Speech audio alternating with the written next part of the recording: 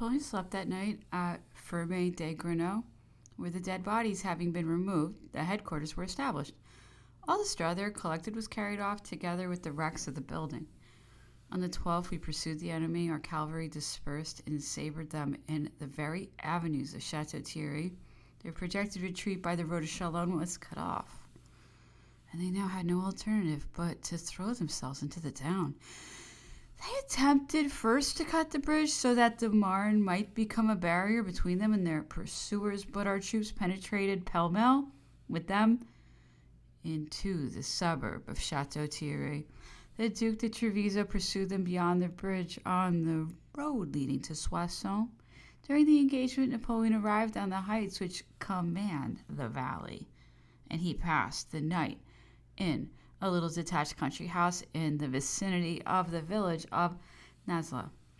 On the morning of the 13th, Napoleon descended on Chateau Thierry and fixed his abode at the post inn in the suburb of Chalon.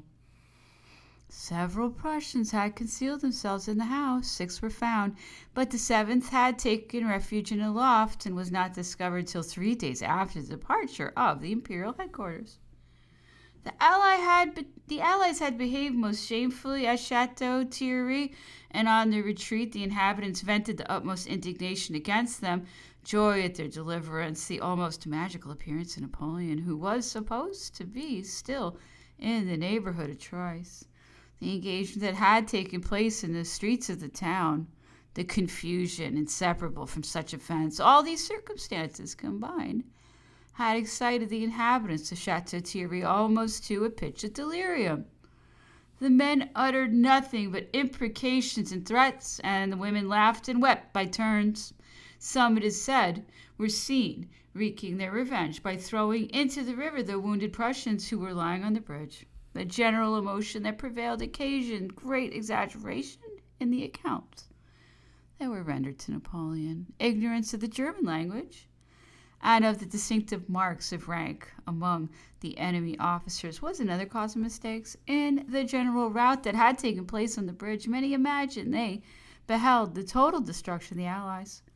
Each in his own list of killed and wounded innocently transformed captains into colonels and colonels into generals, and whoever had lodged a wounded general scrupled not to believe that he was the general-in-chief.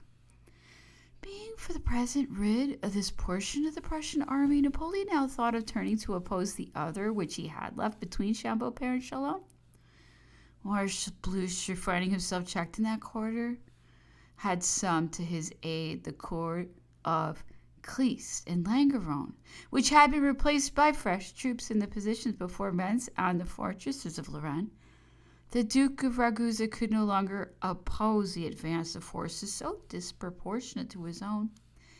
In the afternoon of the 13th, the army quitted Chateau Thierry in order to restore equilibrium to the direction of Chambord. Napoleon remained for a few hours longer on the banks of the Marne. He gave his last instructions to the Duc de Treviso, who was on the road to Soissons, pursuing in that direction the fugitives of the corps of Sacon and York. The National Guards of La Vallee were armed with the muskets of the Prussians, with which the roads were covered, and officers were detached to form these brave men into corps of partisans. Orders were issued for establishing posts of observation along the river as far as Epernay. Defensive works were traced out at Chateau Thierry on the heights of the old castle commanding the bridge, and finally the brave General Vincent was appointed to command the arrondissement. Having thus provided for the defense of the Marne, Napoleon mounted his horse at midnight to follow his guard and rejoin the Duke of Ragusa, whose demands for reinforcements became hourly more and more urgent. He had evacuated Chambord and was retreating still further. On the morning of the 14th, Marshal Blucher was on the point of entering Montmirail when the Duke of Ragusa suddenly entered his whole corps to face about and take a position on the plain of Auchan. But our troops from the Chateau Thierry now arrived, and the enemy soon perceived the whole French army deploying behind the Duke of Ragusa and ready to give battle. At 8 in the morning, the shouting of the soldiers announced the presence of the emperor, and the battle commenced. Marshal Blucher at first wished to avoid the engagement, but it was no longer in his power to decline it. In vain was his retreat covered by skillful maneuvers of infantry. The charges of our cavalry broke all the squares that were opposed to them by every retrograde movement. The enemy's retreat was accelerated, and it soon became an absolute fight.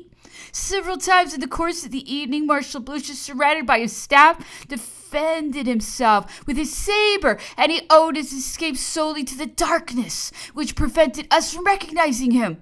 The Duc de Ragusa was in pursuit of him the whole of the night. From the field of Auchamp, Napoleon returned to pass the night at the castle of Montmirail.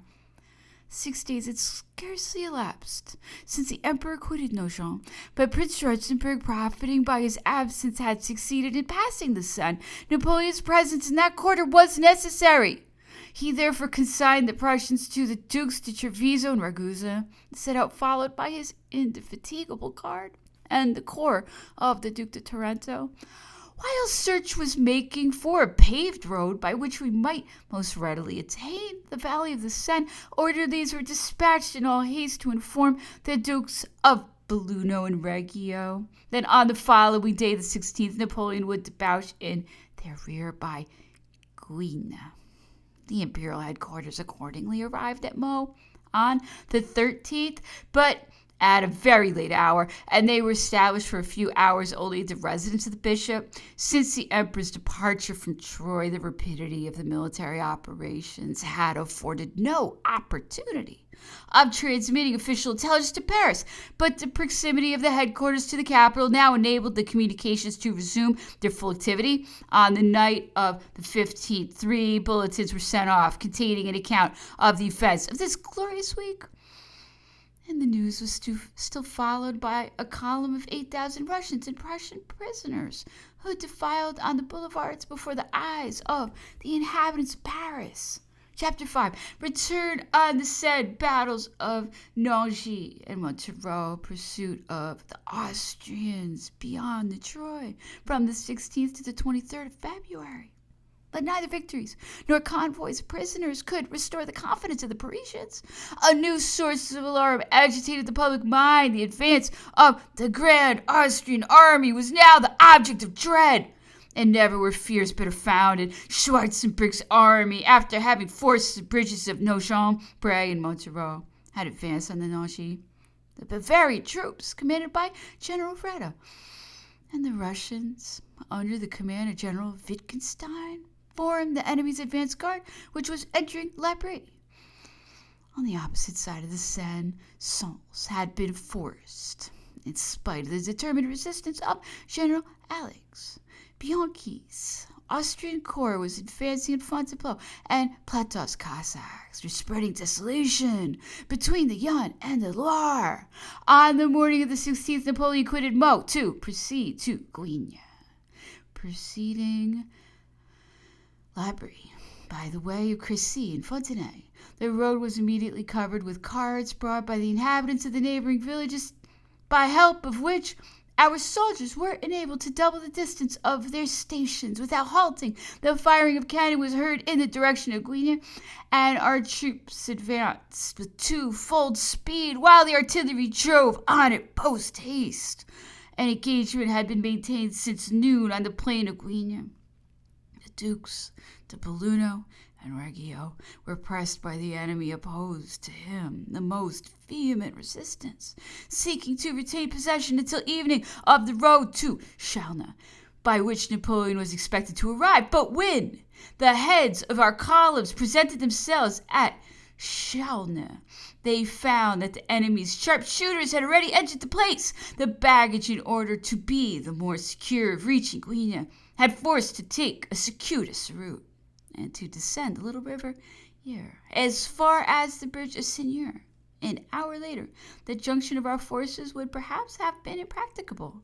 The arrival of Napoleon restored full energy to the army of the Seine.